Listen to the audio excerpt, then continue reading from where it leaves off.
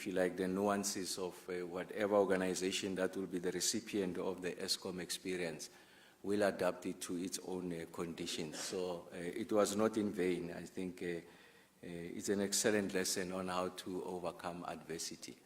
And I really want to encourage you, Chair, that you also put together a scholarly contribution on how you can turn an ailing organization around. Underline, I said scholarly, not just a book, it must be peer-reviewed. The foundations of it must be evidence.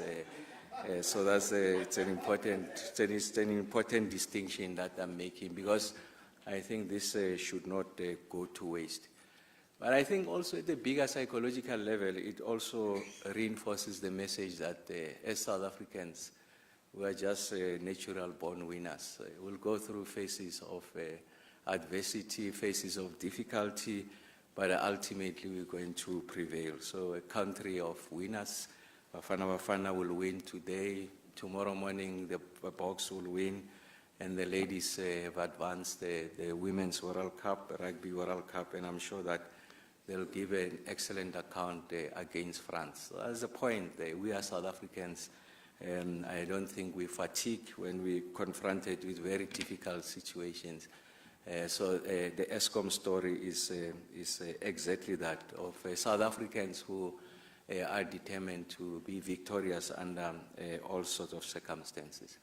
Just coming back to what today represents, you know how we came about with this idea of coming to the general public to share with you the outlook. You know, we've got, if you like, two instances where we come out to the country. We have the winter outlook and the summer outlook. And that came as we're born out of a crisis. So the desire for us to ensure that confronted with what can be characterized as an existential problem, that we must make it a habit for us to share with the rest of the country the state of the grid, so that there can be some degree of preparation on behalf of households and industry on how we intend to navigate the challenges of load shedding. So we're preparing the country to say, look, our projections are such that the intensity of load shedding will be the following, but these are the steps that we are taking. I'm happy that even under conditions where we have ended structural load shedding, and you will see in the presentation what I mean by structural load shedding. I'll also say one or two things about what I mean by structural load shedding. That we have decided that we must habituate this. It's good practice that you come out, you are transparent, you communicate, and there's some degree of readiness. You don't communicate because you are anticipating load shedding or any difficulty. You are communicating because it's the right thing to do. And we're beginning to institutionalize it. And I think that it's something that the rest of the family of the state can learn from the Eskom experience. That, of course, born out of a crisis, the necessity to communicate, but now we've made it normal. So we've normalized communicating with our people and sharing with them the state of the grid and the immediate future outlook of the performance of the grid. When we came before you, when we announced the winter outlook, the point was made by the group CEO that if the unplanned capacity loss factor, what we call the UCLF, is anything above 13,000, then it means that we're likely going to initiate load shedding. And then we made the point that we are going into this winter much better off than what was the case in the previous winter. We promised the country that we'll have the benefit of Kusile number 6. We said to the country we'll have the benefit of Medupi unit number 4. And we had indicated that during the period of the winter, we are also expecting the return of Kubek unit number 1. I'm happy to say that we have delivered on Kusile unit number 6. We have delivered on Medupi unit number 4.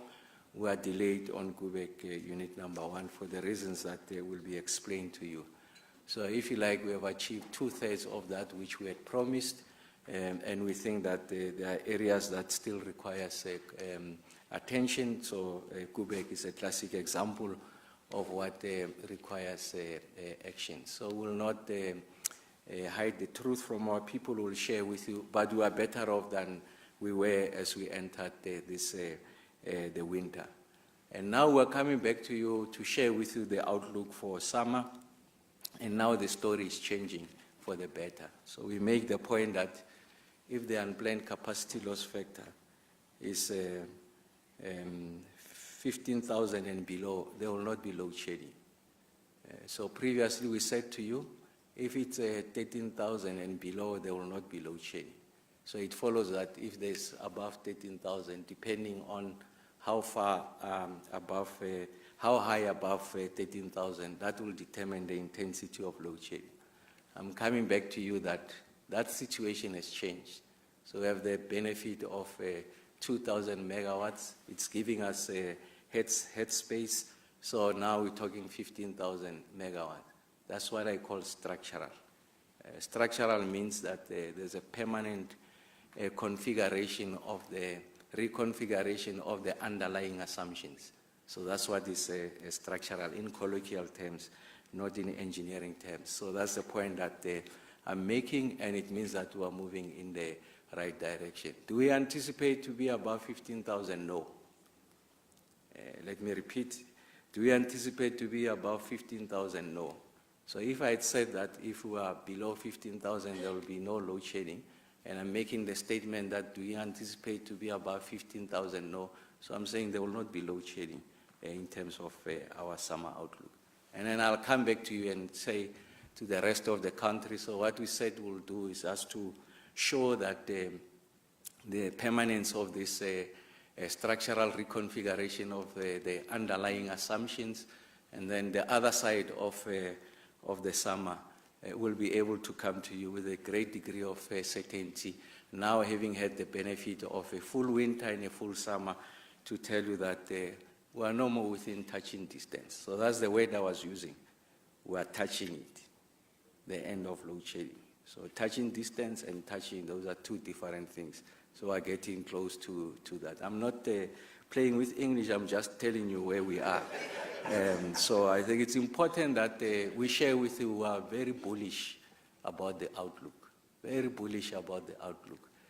And this bullishness comes from the fact that these men and women have done a remarkable work in turning this organization around. We're exceptionally buoyant about what the immediate future looks like. But it's not all rosy, and that's not an Eskom problem. So that's a problem of the policymaker, the executive authority, that's us.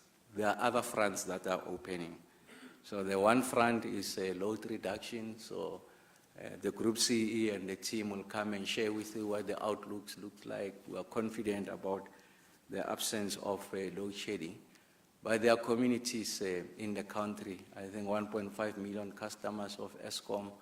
I don't know what is the number on the municipal side because very difficult to aggregate that number. But I guess it's going to approximate the Eskom number. And there are households that they are experiencing load reduction.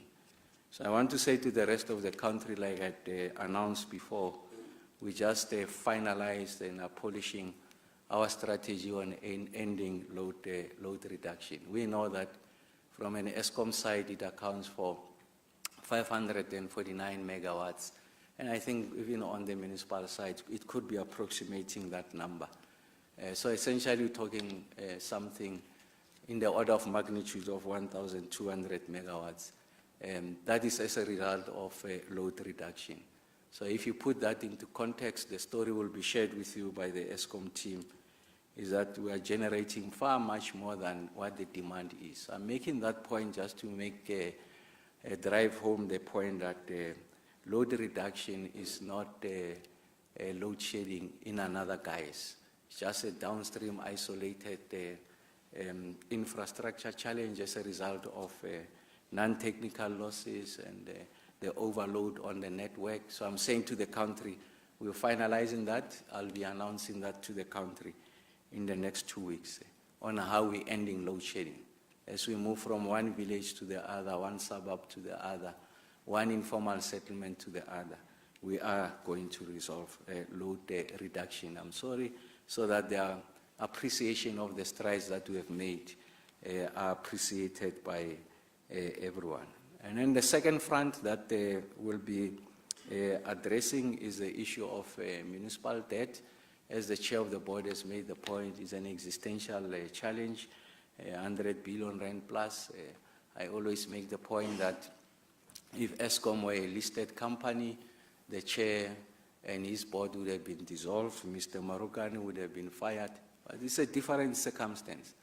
The instruments that Mr. Marokane can use in ensuring that we are able to address the municipal debt, really they exist in theory. In reality, they don't exist. For an example, if the major metropolitan areas, as is the case, are owing Eskom, he can initiate the credit control by denying them access to electricity until they pay.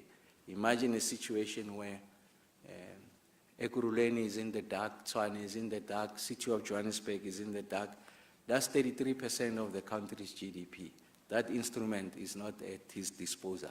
And that's why it's an intervention that requires an intergovernmental approach on how best to address it. I'm happy to say that we are finalizing what we call the distribution agency agreement, essentially embedding the kind of skills that are required to work with municipalities to do planning, capital allocation, ensuring that we are addressing capital allocation in relation to the distribution and reticulation infrastructure, addressing the issues of technical losses, ensuring that we roll out smart meters to all consumers, including those that are illegally connected, so that we formalize them. And then we are able to ensure that we protect the revenue streams of Eskom and municipalities. So we are doing it jointly with the municipalities. Again, we finished the DAA. It has gone through the governance committees of Eskom. It's coming to me, then we go to cabinet. We have canvassed the rest of municipalities, and they are happy to be part of this intervention. And then the other issue, the third front, as I conclude, is the issue of affordability of electricity. I've made the point ad nauseum that electricity is unaffordable. It has reached proportions where the situation is untenable. Households are finding it very difficult to keep up with the increases, rapid erosion of their disposable income. Companies are becoming more and more uncompetitive. So again, it's another existential problem. So we are revising the electricity pricing policy. And of course, I mean, you can imagine the complexity of that conversation, but we'll be initiating that discussion, and our intention is that by the first half of next year, we'll have concluded this, because it requires robust and thoroughgoing discussion. So it's not a review that is only isolated to smoke-filled boardrooms and the enlightened. We must go to every corner of the country, canvass the rural men and women, people living in informal settlement, peri-urban areas, on how best we can design this. Of course, we've done all of our modeling. We have an appreciation, but it's important that we are able to democratize this intervention. So I really want to say that we are in a good place. The IRP has gone to cabinet. We're just cleaning one or two things, and I'm happy that by the end of this month, the IRP was in our integrated resource plan, in short, is our electricity plan. I am happy that finally, after 2 years of robust public consultations, now it's reached its finality. We are accelerating the gas master plan. You know, it has gone out for public consultations, and of course, it's coming back to us. We do accept that we are confronted with a gas cliff, meaning that our resources in relation to the molecules are coming to, is rapidly being depleted. Gas supports about 5% of the country's economy. Over 300,000 people are employed by industries that relies on gas. Again, another existential problem. You will see how we deal with it in the IRP. So we do understand the urgency of the moment, we are going to address that. And then the last one is the reforms. So we're entering a new era, a new dispensation. We have embedded them, these reforms. That is a complete remake of the electricity value chain in the country, generation, transmission, and distribution. The first elements of them they display themselves on the midpoint of that value chain, which is the transmission. That's why the NTCSA is into existence. We're working on the elements that are expected of a truly autonomous NTCSA. And I want to say that the reforms are irreversible, and it's in the nature of the reforms. It's a nascent stage. There's going to be friction between the players, but I want to give assurance that the reforms are irreversible. But the nature of the reforms will ensure that the poor are not left behind. Eskom continues to be a backstop. What do I mean by backstop? When everything else fails, we're all going to go to Eskom to give us the electricity. I always make the point, I want to repeat the point I made the last time. There is no person who's going to invest in new generation capacity with the sole intention of providing for the poor. It is the state that must provide, if you like, the guardrails to protect the poor, and we are using Eskom as a vehicle to do that. So the complexities of the situation requires a carefully orchestrated intervention in how the pace and scale of the reform. So I want to congratulate Dan and the team. You have done exceptionally well. Of course, we must get to a stage where we say this load shedding is behind us. But like I said, structural load shedding is something that we have addressed. And now we're looking to build sufficient headroom to ensure that the economy gets to grow by those proportions of 2% plus. We need electricity. Electricity must lead, and the rest of the economy will come on the back of reliable, affordable, and accessible electricity. So congratulations as we unveil the summer plan. Thanks, Dave.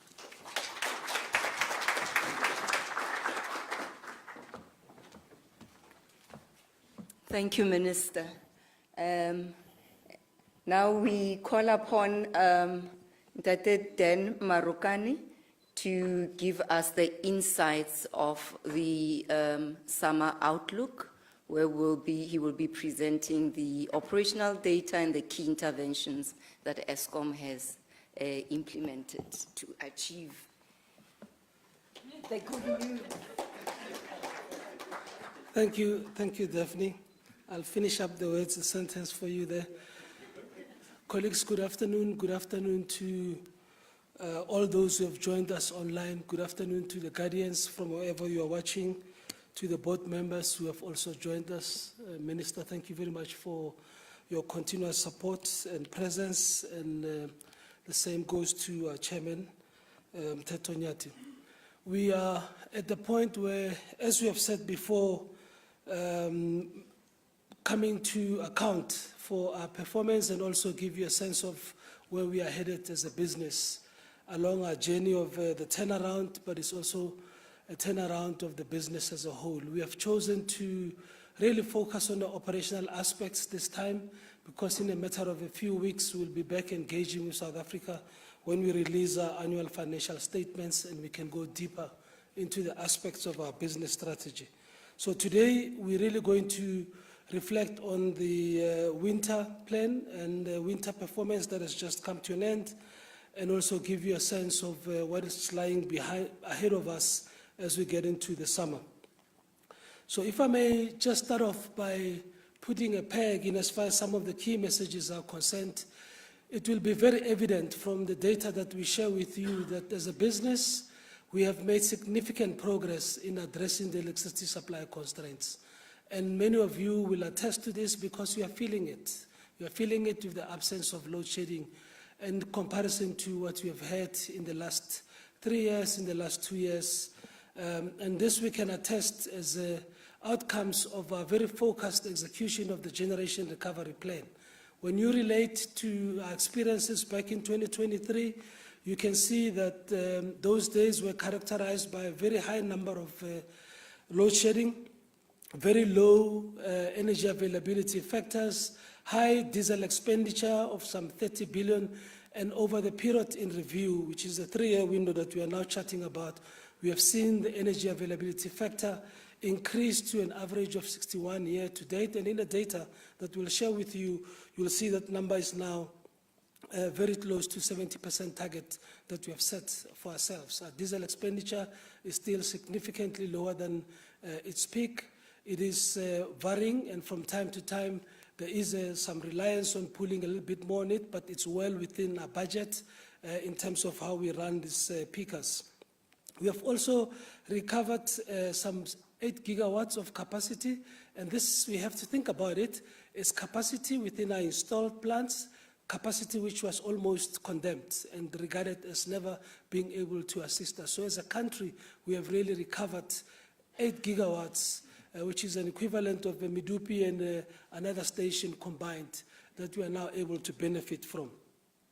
We have in the process also added some just under 400 megawatts of IPP, renewable production. It's important that as we go further on, the delivery of these renewable projects to increase the country's capacity happens on schedule, as the entire system planning now becomes more crucial. As we keep focusing on the gains that we have made in the Generation Recovery Plan, sustaining the benefits that we have seen, it's important that we also start addressing other aspects within the value chain. The distribution space requires us to deal with illegal connections that are cheating us of revenue, but also that are placing service provision to our customers in an untenable position. So we have to deal with the aspects of load reductions that comes on the back of these illegal connections. We have to deal with the illicit tokens that are undermining our revenue, a revenue that we desperately require so that we can work down the debt levels that we have as a business and reinvest in the upkeep of our infrastructure. Whilst we do this, it's very important that the team in our generation business keeps their focus on ensuring that the gains that we have made from EAF recovery are not lost. And this is the focus that Peggy has, and he'll unpack to you how we intend to continue along that path. The DAA is an important tool for us, the Distribution Agency Agreement. It is a temporary mechanism that enables us to retard the growth in the municipality debt and allows us to recover some of these costs, whilst at the same time, in partnership with the municipalities, will enable them or assist them in building the requisite capabilities to run their electricity departments properly, and also to ensure that their ability to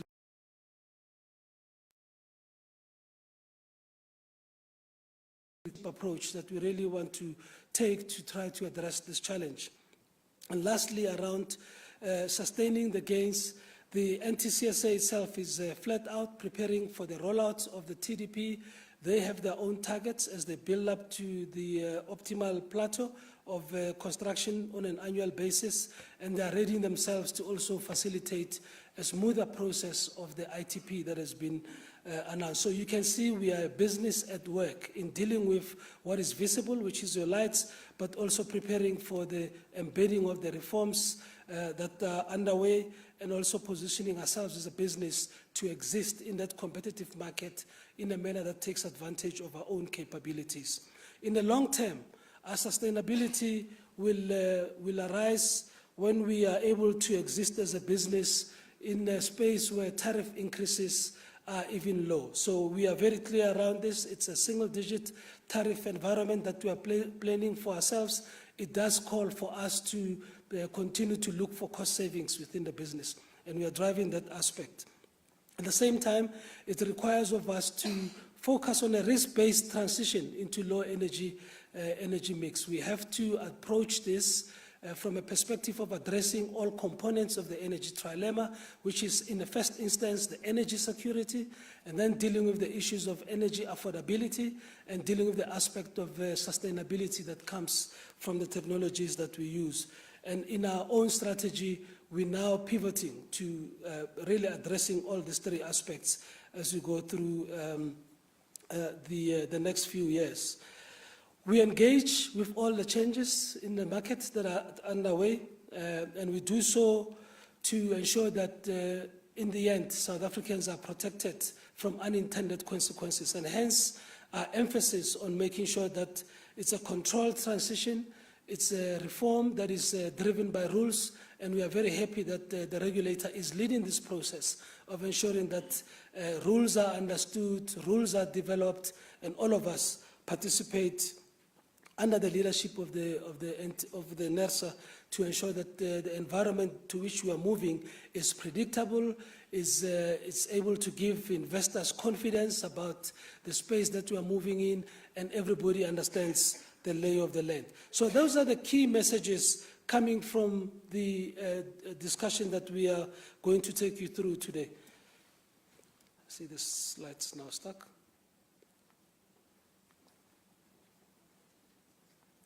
Or if you give me a second. What are some of the key KPIs that we've used to assess the period under review? You can see it for yourself.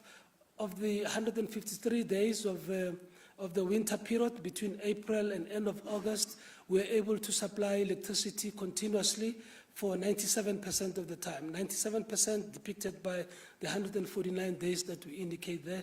The 26 hours that we're not able to provide electricity continuously to all South Africans were as a result of glitches, all of those emanating from slippages from the execution of our outages, and we have since set ourselves, done some course correction to attend to those, and this will be a very important aspect as we go into the summer period. We have also seen the results of interventions from the distribution business, of focusing on reducing energy losses, illegal connections, zero bias, and our energy loss percentage is down compared to the previous year, and it's well within the targets that we have set ourselves. We want to drive this number down because when we do so, we collect the appropriate revenues that are going to enable us to not be entering markets to borrow to support the business in all other facets of it. We've brought back online 794 megawatts of capacity from Unit 4 at Medupi, and for this we are very thankful and grateful to our technical teams, execution teams at Medupi. This is a unit that is now back using a second-hand generator, a decision that was taken by our own teams, having technically evaluated the options, a decision that has expedited the return and availability of this unit. The new unit will arrive, it will be a spare for both our Medupi and Kusile teams, but it is the ingenuity of our teams that has delivered on this capability, and we are very thankful and always proud to have them. We have our EAF now beginning to ratchet towards our target of 70% in the period under review. This is now standing at 66%. I'm very comfortable that when you see the data in a slide or two down the line, that we are really getting close to that point. The next target is to stay at that point continuously. Our efforts for enabling universal access are also ongoing. We have electrified just over 13,500 households. Our task is still significant in this regard, as we want to drive that number down from the 94% of universal access to the 99% in the period of the next 2-3 years. So our focus remains there. The element of the renewables, I've always spoken about it in terms of the connections that we have dealt with. A picture speaks 1,000 words, so I got to learn. This is a depiction of what has happened with load shedding since the winter of 2023. You can see 2023 dominated by the intensity of stage 6 in black, very significant stage 4 prominence, and the picture is essentially the same when you look at the summer of 2023-2024, and a long period, 9 months to be specific, of no load shedding that we enjoyed as the generation recovery plan began to start yielding results. We have those glitches in the summer 2024-25. We have explained what was behind that. We have sought to attend to it, and a little bit of glitches in the 26 hours of the winter 2025. Our goal is to keep this picture so that it reminds us of how good looks like when you don't have anything in the periods on your x-axis, and drive that as long as possible. This achievement, as I indicated, is against a reduction in the consumption of diesel. So we need to put to bed the thought that we've been able to keep the lights going as a result of burning the diesel machines very, very, very hard. That is not the case. Our diesel pickers are used precisely to enable us to have capacity and flexibility at the points where there's unexpected performance deteriorations. But by and large, you can see that this is coming from the contribution of our broader generation fleet, and that's depicted on the slide. When you look from winter 2023 to where we sit now in August, an effective 6 gigawatts recovered from the installed capacity. That figure of unplanned losses peaked at about 18 gigawatts at some point just before the winter 2023. It's now averaging in August, average down to 10%. And on your right, you can actually see the weekly data for the August month that we've just come out of, with that number reaching as low as 8.4%. For some days, we've actually gone sub 7 gigawatts, and this is the quality of the reliability that we're getting now from our fleet. We've had close to 38 units performing at EAFs above 80%, and that's really the kind of space that we want to be in on a continuous basis. Of course, as we now are in a space where sufficient capacity is recovered, the focal point will increase and intensify in making sure that reliability is what we deal with and have under control on a continuous basis. Last year, or just before the winter, we said to you that our prognosis was that we are going to have a winter whereby in the event of us being at 14,000 gigawatts or 14,000 megawatts of UCLF, we are going to experience or anticipate a day of load shedding at stage 2. In reality, what panned out is that we experienced 4 days of load shedding at stage 2, and as I indicated, those were contained to effectively 26 hours, which was load shedding in hours in the evenings as we're dealing with the evening peak. I'm showing you this so that you can start getting into seeing the pattern of how close we're coming to our predictions, and so as to give you comfort with the forecast that we'll show you very briefly regarding the summer. But let's also discuss what's different this summer compared to last summer. As we entered the summer this year, we have some 1.4 gigawatts of additional dispatchable capacity. We didn't have this last year. We now have the benefit of Medupi 4, Ekusile 6. We have, from our planning perspective, we are going to be peaking at a lower level in terms of the maximum capacity taken out at any point in time in summer for doing maintenance. Last year, that number peaked just under 10,000 megawatts, and this year it will be under 8,000 megawatts, releasing some 2 gigawatts of capacity as we go into the summer. You can also see that the unplanned breakdowns as we enter the summer at this point in time compared to last year are at about 10.1 gigawatts. I've also shown you the profile of August that is sitting at 8.4 and should be even better. The lower it gets, the more capacity and headroom we get from that perspective. So altogether, we're entering this summer with some headroom of some 4 gigawatts that should enable us to do our maintenance in a much more staggered route, less risky, so that we can deal with the variability of summer, both from the heavy rains that affect our entire value chain from the coal mines, but also impacts on the quality of operations in the power stations, and the heat that affects some of our stations that have got some vacuum losses. We are readying ourselves for the surprises that come with the variability of weather when it comes into the summer, and we're feeling much more comfortable from a starting point and the capacity that we have. It is for that reason, colleagues, that when we look at the outlook for summer for this year, and you can see across all 3 scenarios that we've kept very constant for your ease of reference and checking, we foresee no load shedding for the cases that where our unplanned losses remain below 15,000. We have comfortably stayed at 13,000.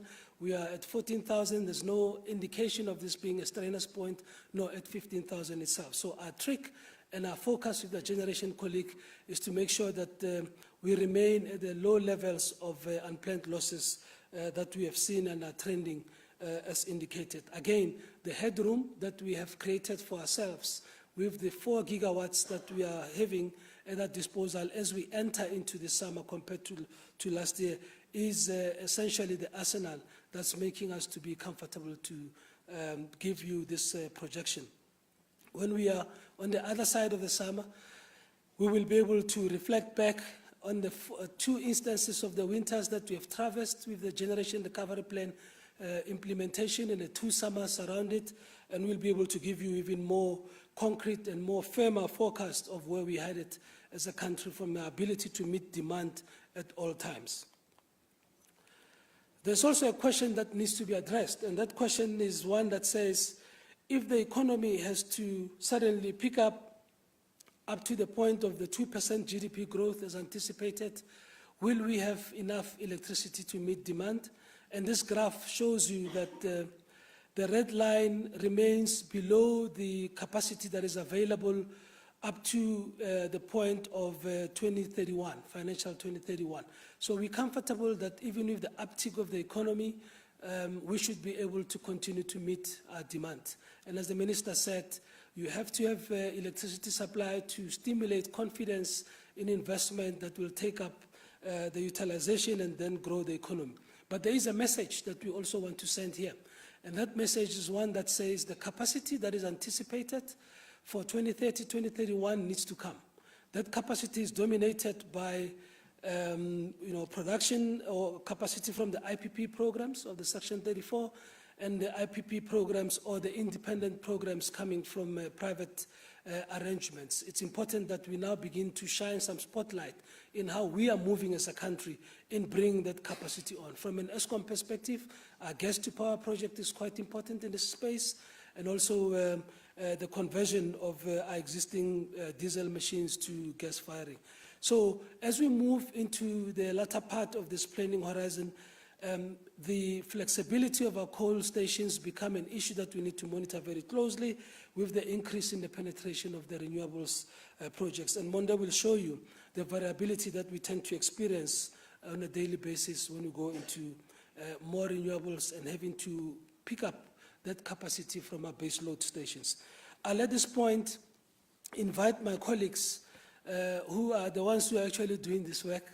I only come to present it. Who are from generation. Becky will deal with the generation portion of our overview. Agnes will deal with the aspects of our distribution business, and Monda will deal with the NTCSA's focus before I return to sum up our conversations.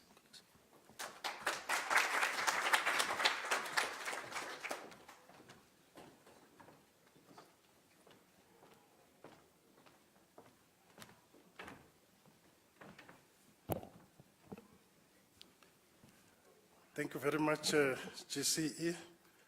Good afternoon, Minister, Chairman, and the members of the board that are present, the EXCO colleagues, and then the fellow ESCOmites and the members of the media.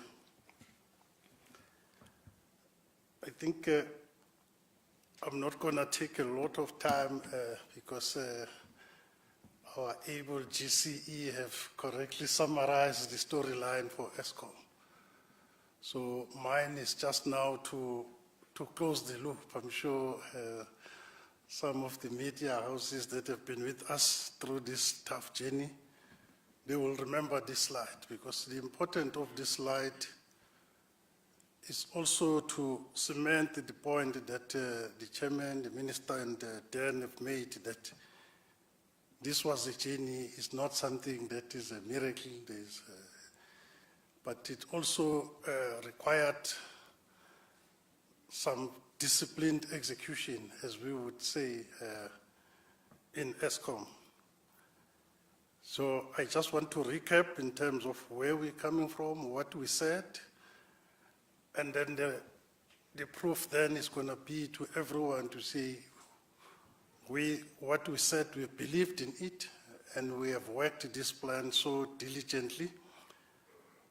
I think not everything lined up in a straight line as well. So there have been some potholes in the journey, some difficult times, but I think the result that have just been shared now is really something that myself personally, on behalf of the team generation, we are quite happy with the support that we have received from the minister, the board, and my colleagues at Eskom, and from everyone as well, because this has not been an easy journey.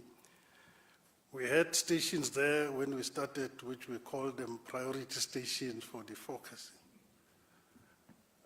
And I want to really take my hat off for all our teams within the fleets, because as we stand here today, there's no station that I can say I can't count on it.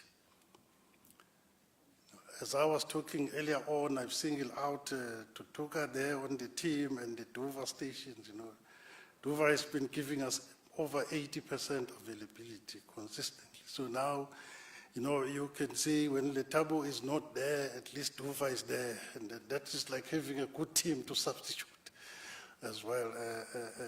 And I must really say to the teams, it's really quite good to see the numbers as they've unfolded as well, that we have worked the plan. You've seen there in the middle, we still got some orange colors there, because we are not a two-year business. Our business is long-term. So some of the things like embedding and continuously learning in terms of how we continue to improve our operations, it's something that we will never arrive at them.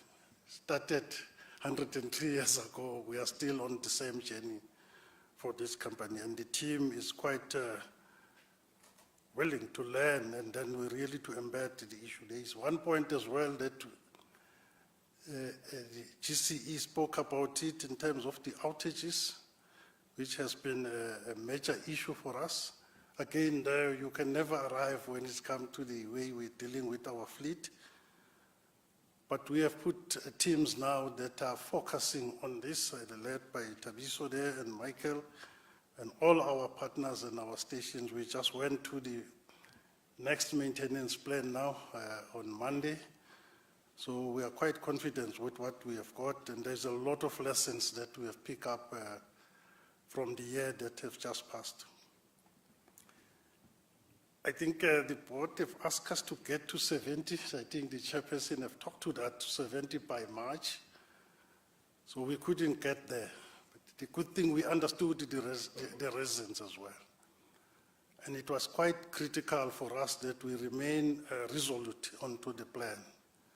Because if you are on the right path, you will definitely get to where you go. Even when you fall, as long as you are rolling forward, you are making, you are eating on the, so, and that's what has been happening as well. I think those 26 hours and the sleeps on the 13 days of load shedding was quite painful, but we understood as a team that we are on the right path.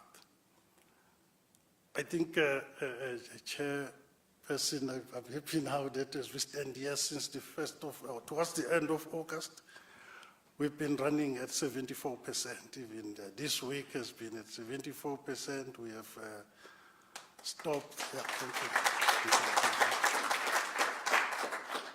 so that 70 now, we have hit it, not in time that was given, but it's quite a good feeling to be there, because then it means now the system operator is having a difficult problem now, a different problem than the one that we had.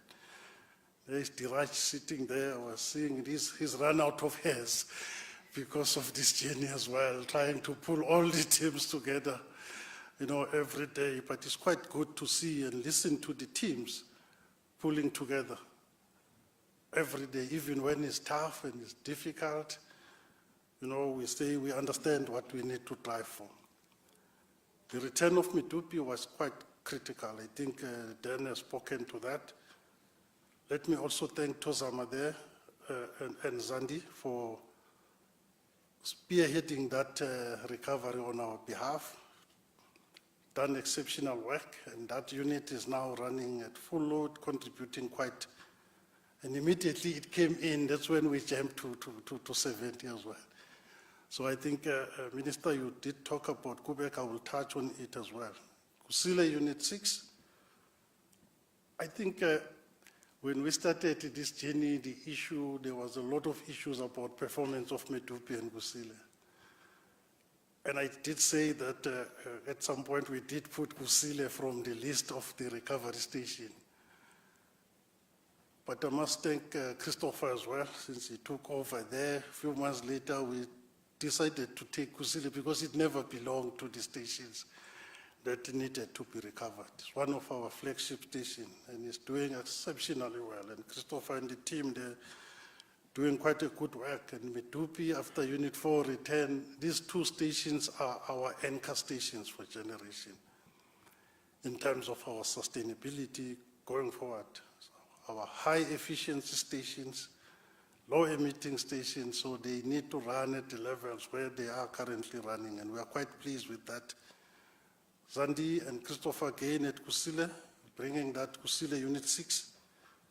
Now we are doing the last test on this unit, and everything so far is pointing towards we will meet our end of September date for commercial operation of this unit. So it's quite pleasing. Let me thank our construction partners there as well.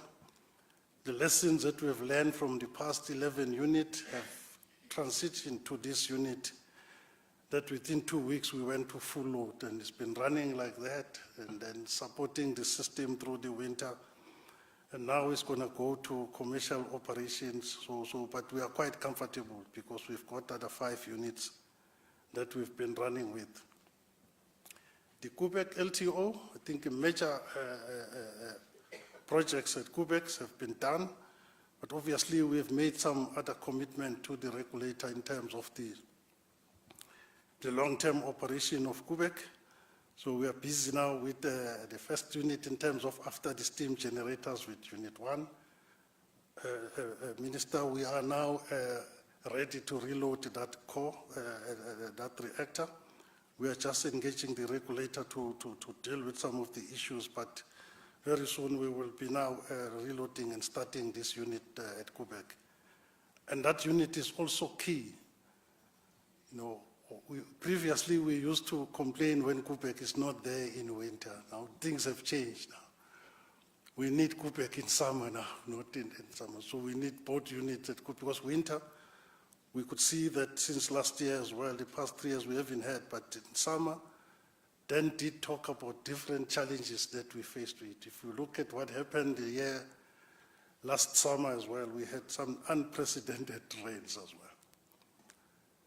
But again, with all those rains, very few people have noticed that there's issues with our handling at the power station because of what we have put in place to deal what we have known. But that weather was something else that we have never seen as well. We had a couple of our mines flooding and our stations, but with all of that, we have managed to pull through with minimum effect. So we have put plans as well to say, how do we deal with a similar weather pattern if it repeats itself this time around? That's why we are creating a different buffer for ourselves.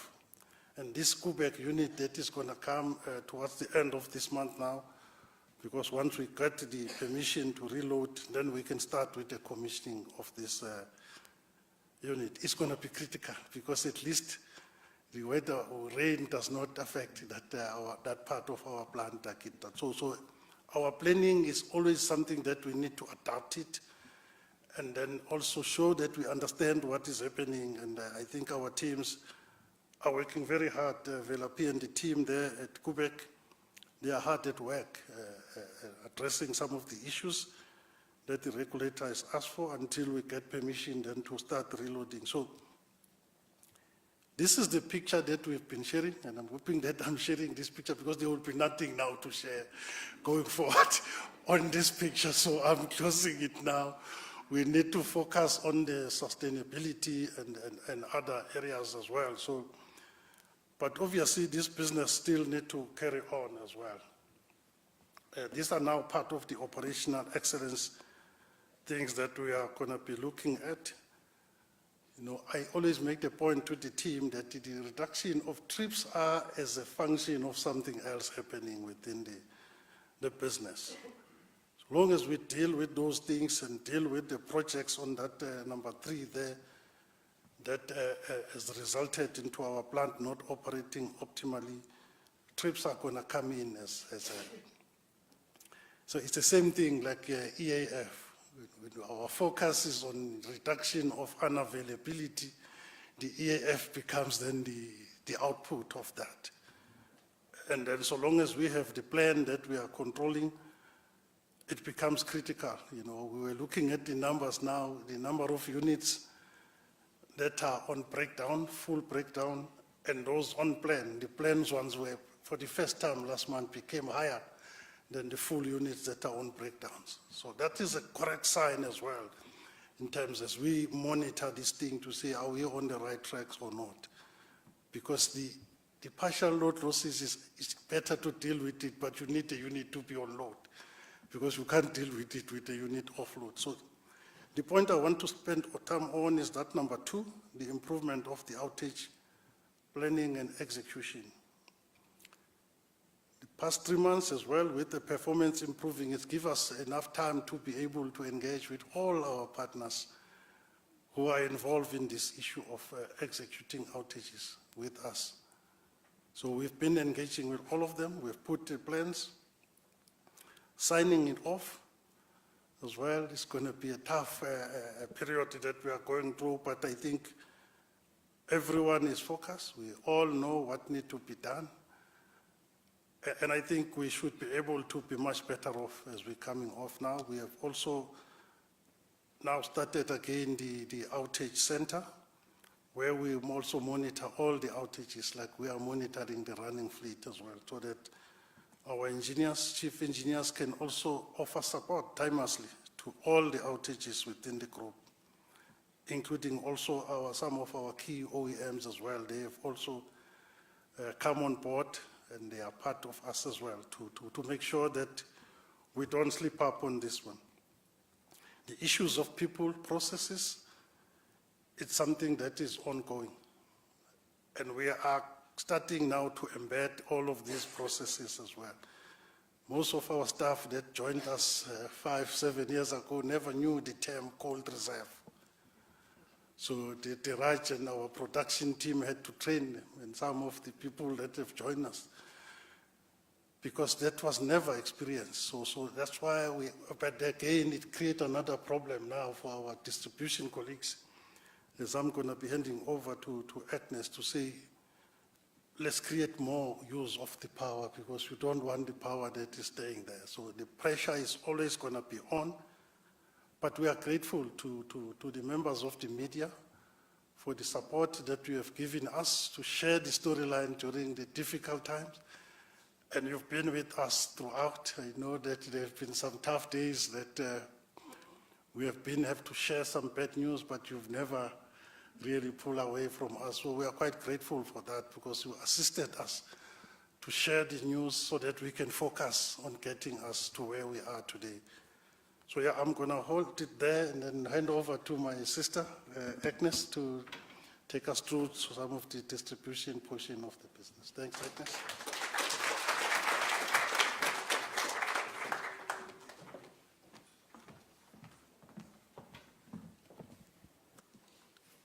Okay, good afternoon, everyone. There we are.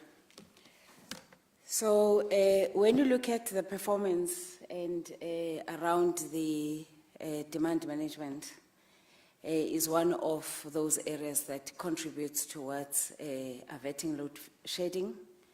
But again, the load management is not a lever only to avert load shedding, but it is a lever that we also use to make sure that we don't use our expensive generators.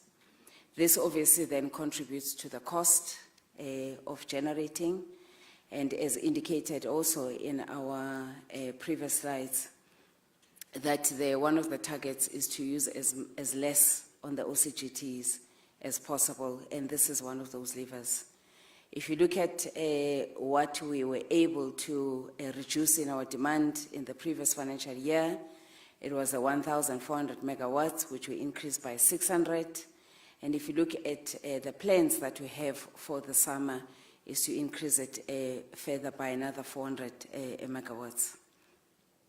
You would have noticed for those customers that do have a smart meter, that you would have received a love note from us asking you to subscribe as a residential customer to be part of the team that can also contribute towards the demand response. We are anticipating that we will only get about 50% of those customers subscribing, and the reason for that, it is obviously the first phase. But as we roll out the smart meters, we're expecting that we'll have more and more of those customers. And Teraj, I hope you are one of those that is subscribing, because I know you've got a smart meter. But these are the levers that help us to manage the system and to also make sure that there is continuous availability in terms of the load. While we do talk about not experiencing load shedding, the Minister as well as the GC also touched point on load reduction. This is the one area that is creating conflict with our customers. This is how it looks like at this point in time. It is about 971 feeders or areas that are experiencing load reduction. Not necessarily on a daily basis, but from time to time as we experience overload on our equipment. It is not because we do not have enough electricity to provide, but it is because of the overloading in those areas. In the last 3 months, we were able to reduce the areas that are affected, and we were able to reduce the megawatts by about 3%. We have been challenged by the leaders and our stakeholders that for us to be able to demonstrate that indeed we do have enough energy, we need to be able to demonstrate it by reducing a load reduction.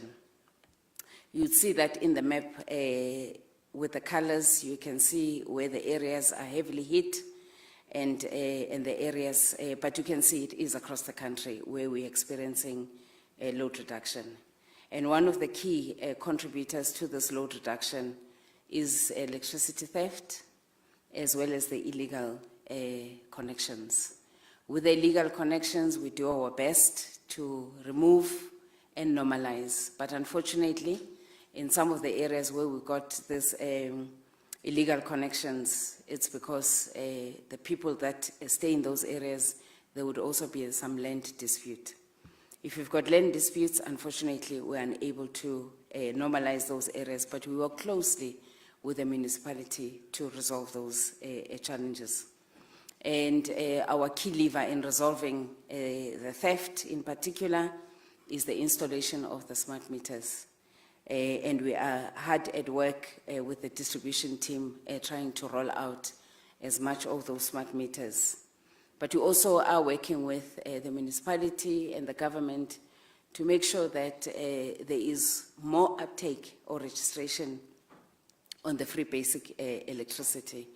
Our observation is that where you have a high concentration of load reduction, there is almost no existence of the free basic electricity. And for us, there is a correlation, and those are the levers that we are going to work on, and in partnership with the government, including the municipalities.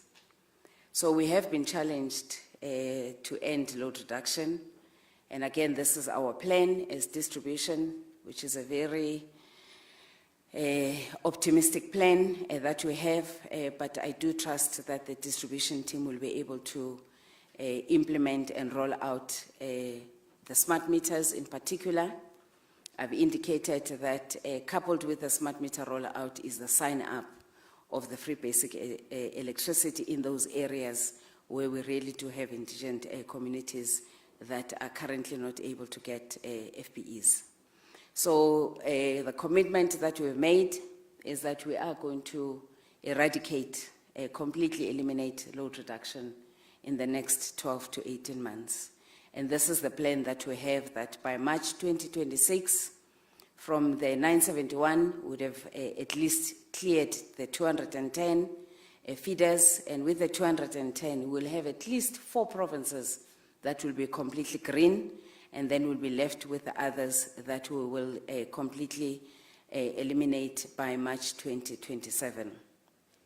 You can see with the numbers talking about 1.5 million customers that this is not going to be an easy task. But the only people that will make it easy for us is the communities that will need to allow us to do the smart meter rollout, the partners being the municipalities to register the FPEs, and then obviously the funding around the normalization of those illegal connections.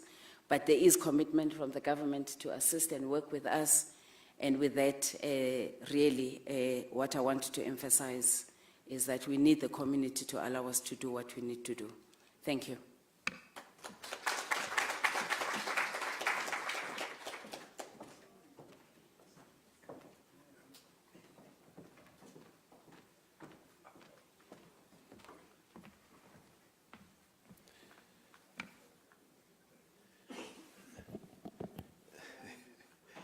Good afternoon, members of the media. Good afternoon to my esteemed leaders. Good afternoon to my colleagues. I was requested just to touch on the issues of the focus in relation to NTSSA. I think our biggest issue at this point in time is the rollout of the TDP. That is our foremost task at hand. So the TDP is a 10-year program that is aimed at unlocking or introducing about 56 gigawatts onto the grid.